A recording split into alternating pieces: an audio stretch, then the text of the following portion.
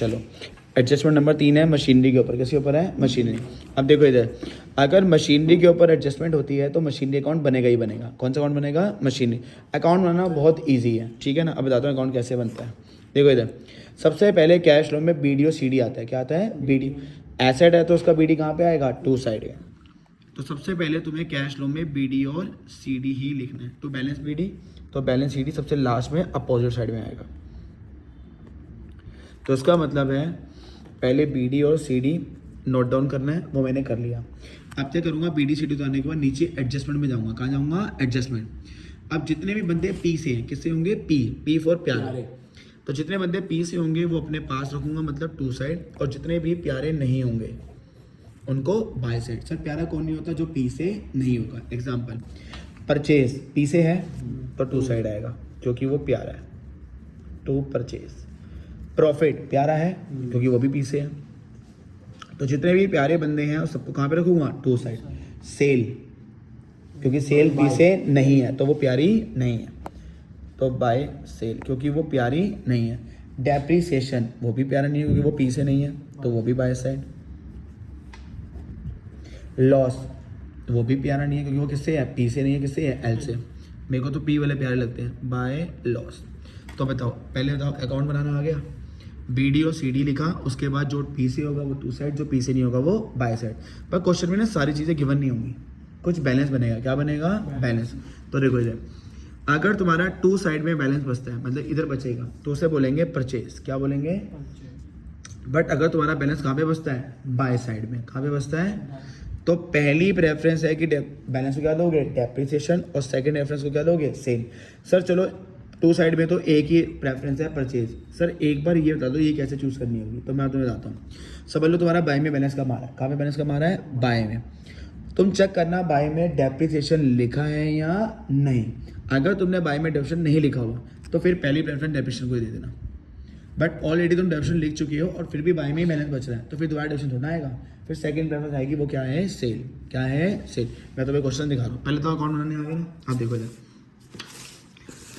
जिनके पास बुक है तो ठीक है, जिनके पास बुक नहीं है वो इसी पेज का स्क्रीनशॉट ले लेंगे।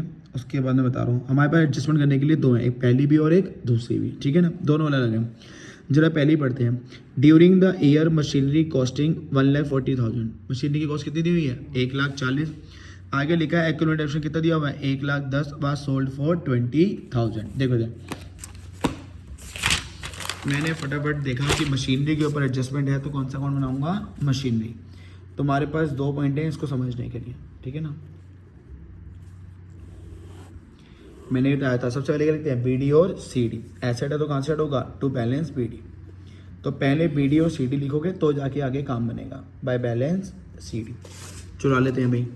ऊपर ये रहा मशीनरी। अब कई बच्चे ये वाला अमाउंट लिख देते हैं तो माइनस कर क्या? जी नहीं, मशीनरी के आगे जो है वो मशीनरी वाला, मतलब ये वाला लिखना है। 22 ओपनिंग हुआ तो ओपनिंग कितना है? 14 लाख। और क्लोजिंग कितना है? 21,40,000। बैलेंस BD 14 लाख और बैलेंस CD 21,40,000। तो BD और CD। अब मैंने तुम्हें कहा था तुम जाओगे एडजस्टमेंट में, जितने भी अमाउंट होंगे जो P से होगा टू साइड, जो P से नहीं होगा वो बाय साइड।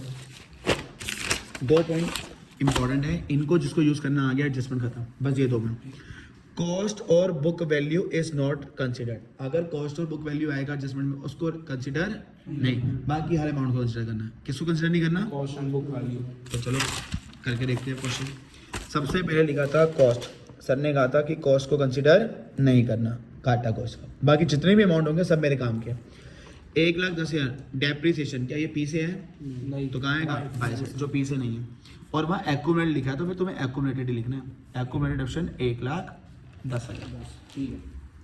अब एक और अमाउंट है 20,000 का, उसका क्या लिखा हुआ है? सेल है। सेल प्यारी है बाय। पर सेल और परचेज को किसके थ्रू लिखते हैं? बैंक। ब्रैकेट में डाल देना सेल। कितने की सेल हुई है? 20।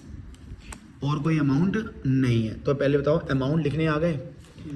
कॉस्ट और बुक वैल्यू अगर दी हो, कोई एक ही दी होती है, उसको कंसीडर नहीं करना। बाकी जितने भी अमाउंट थे मैंने लिख लिया। और अमाउंट को लिखने का तरीका क्या है? जो P से होगा टू साइड, जो P से नहीं होगा वो बाय साइड। तो मैंने वही करा, ठीक है।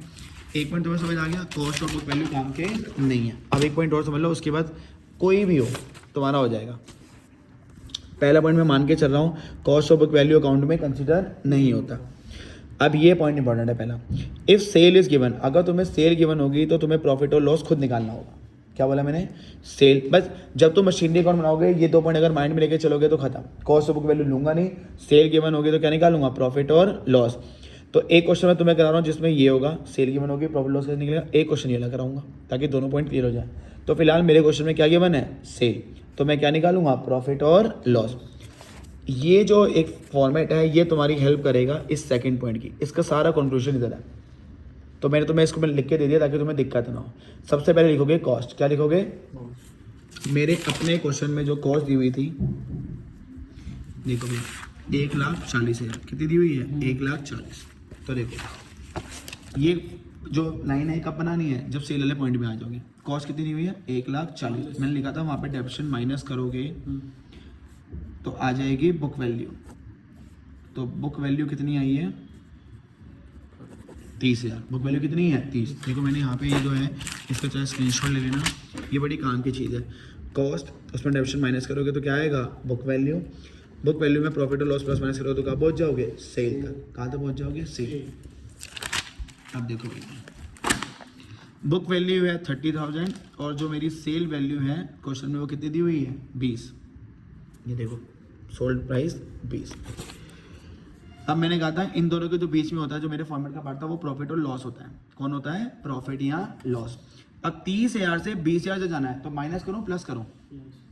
30 से यहाँ जाना है तो माइनस करोगे तो मतलब लॉस है। तो ये मेरा बैलेंस निकला, ये है मेरा आंसर। क्योंकि मुझे सेल की बनती तो मुझे क्या निकालना था? प्रॉफिट और लॉस। इसी फॉर्मेट से चलोगे। अगर तुम्हें इन दोनों के बीच में प्लस करना पड़ जाए तो प्रॉफिट, माइनस करना पड़ जाए तो लॉस। लॉस प्यारा नहीं है तो कैसे रहेगा? बाय से,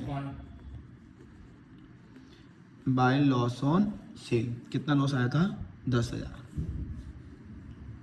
अब यहाँ से दिख पा रहा है कि बाय साइड तुम्हारी बड़ी है, तो बताओ 2 में जब बैलेंस बचता है तो एक ही प्रेफरेंस है, वो क्या है? परचेज। पर किसके थ्रू लिखते हैं? बैंक। और ये तुम्हारा आएगा बैलेंसिंग फिगर।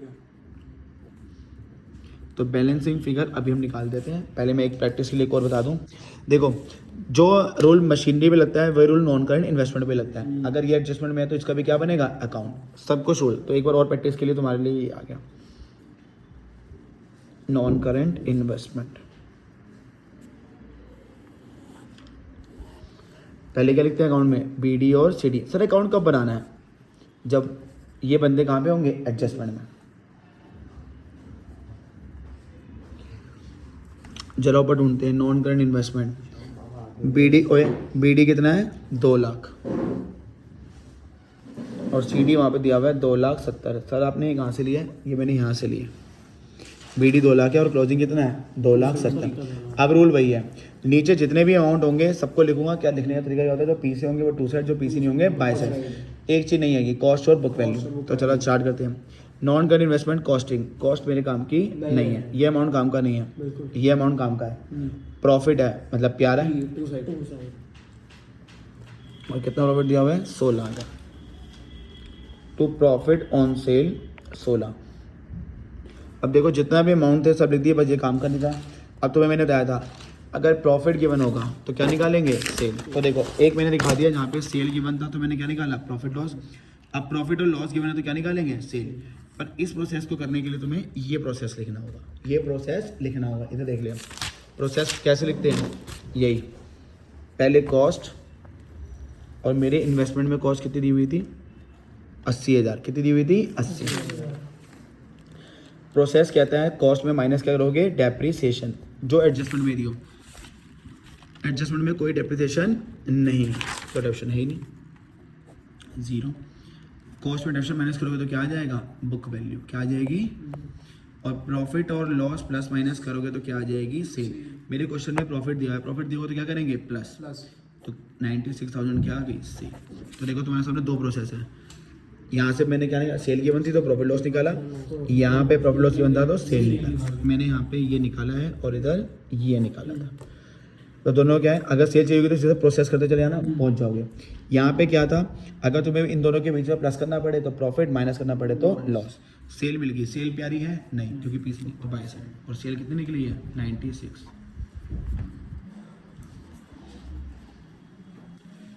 अब इसका भी क्या करेंगे, बैलेंस क्या करेंगे, और बैलेंस बचेगा तो 2 में परचेज, बाय में बचेगा तो सेल। नॉन कंटिन्यूस में डेप्शन नहीं आता, ठीक है ना।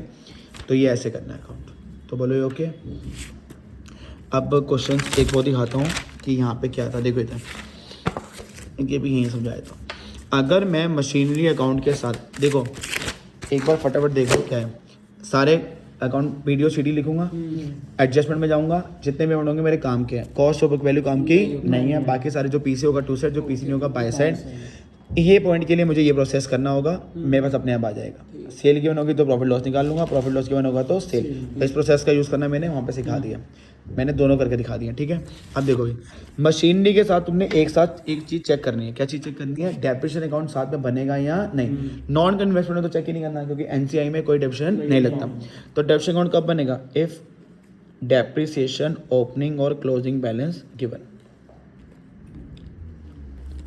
अगर डेप्रिसिएशन का ओपनिंग क्लोजिंग गिवन है, ये डेप्रिसिएशन लिखा है, तो फिर डेप्रिसिएशन अकाउंट भी बनेगा। डेप्रिसिएशन का नाम लिखेंगे एक्युमुलेटेड डेप्रिसिएशन। कौन सा अकाउंट बनेगा, डेप्रिसिएशन अकाउंट बना देना। तो जो मेरा क्वेश्चन चल रहा था तो मैंने वही देखा, मशीनरी के साथ डेप्रिसिएशन का भी ओपनिंग क्लोजिंग था, तो साथ में किसका अकाउंट बनेगा, डेप्रिसिएशन। तो मैंने पहले मशीनरी अकाउंट सिखा दिया, फिर और नॉन करंट इन्वेस्टमेंट, क्योंकि वो दोनों एक जैसे थे। अब डेप्रिसिएशन अकाउंट सीख लो, ये भी सिंपल है। अकाउंट बनाने का प्रोसेस क्या होता है, पहले बीडी और सीडी। अब बहुत बच्चों को लगता है कि सर हमें ये नहीं पता कि डेप्रिसिएशन एसेट होती है लायबिलिटी। तो मैं चीज़ आता हूँ, ये किस में माइनस हो रही है, एसेट में। जो चीज़ एसेट में माइनस होती है वो एसेट नहीं होती, वो लायबिलिटी होती है। तो लायबिलिटी कहाँ से होती है, बाय से। ध्यान रखना, जो चीज़ एसेट में माइनस हो वो लायबिलिटी होती है। तो लायबिलिटी कहाँ से होती है, बाय से। बाय बैलेंस बीडी और टू बैलेंस सीडी। बीडी दिया हुआ है 190 और क्लोजिंग दिया हुआ है 2,40,000। इसमें कुछ नहीं आता, बस एक ही चीज़ आती है, वो ये वाला डेप्रिसिएशन। देखो इधर, जैसे मेरा क्वेश्चन करना था तो मैंने इसके यहाँ पे बनाया हुआ है, सिर्फ ये वाला डेप्रिसिएशन उस अकाउंट में चले जाता है। कितना था, 1,10,000। ये किस अकाउंट से आ रहा था, मशीनरी।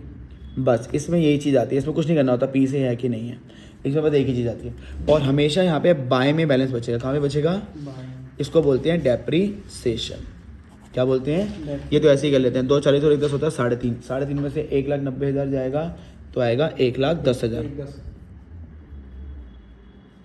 तो यहाँ पे बस डेप्रिसिएशन निकालना होता है। क्या निकालना होता है, डेप्रिसिएशन। अब फटाफट डिस्कस कर लेते हैं कैसे कैश फ्लो में जाएंगे। अकाउंट में सबको आ गए होंगे लगभग, तो और क्वेश्चन प्रैक्टिस कर लेना। देखो स्टार्ट करेंगे बाय से। कहाँ स्टार्ट करेंगे, देखो भाई, कैश फ्लो में दो चीज़ें नहीं जाती। कितनी चीज़ें नहीं जाती, एक है बीडी और CD, not going to cash flow. Cash flow में दो चीज़ें नहीं जाती। पहली बैलेंस बीडी और बैलेंस सीडी। दूसरा जिसका अपना अकाउंट है, सेपरेट अकाउंट, जिसका अपना क्या है, कोई अलग से अकाउंट बना हुआ है सेपरेट, ठीक है ना। तो देखो इधर पहले यहाँ से लेते हैं, ये है सेल, बाय से बने। सेल और परचेज जब भी आएगी कहाँ जाएंगे, इन्वेस्टिंग। कहाँ जाएंगे, और सेल में पैसा आता है तो प्लस के। सीडी अभी मैंने मना करा था, सीडी ट्रांसफ़र कैश फ्लो में नहीं होता, बीडी भी ट्रांसफ़र नहीं होता।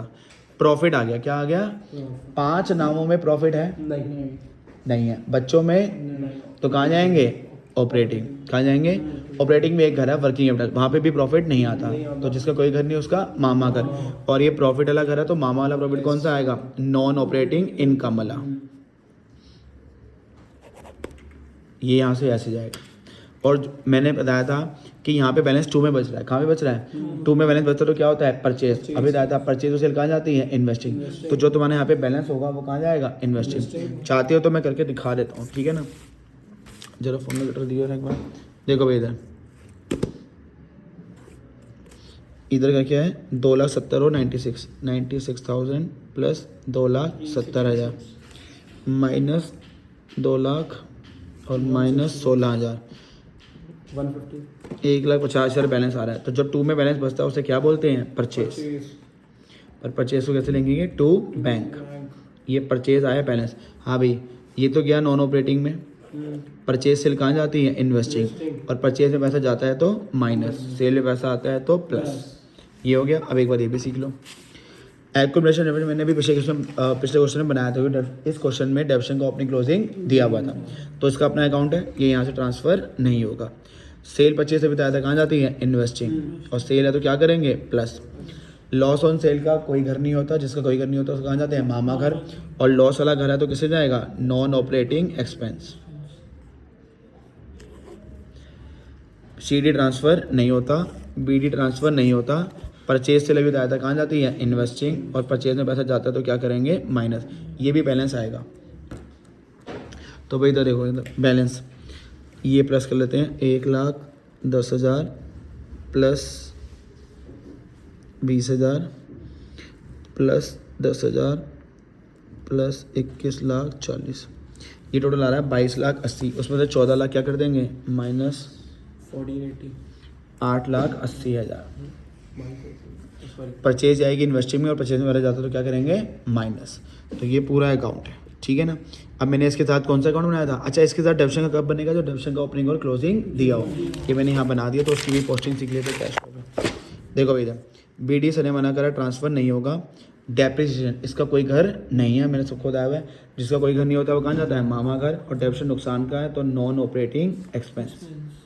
मशीनरी का अपना अलग अकाउंट था, यहाँ से ट्रांसफ़र नहीं होगा, CD भी ट्रांसफ़र नहीं होगा, ठीक है ना। ये सारा प्रोसेस था।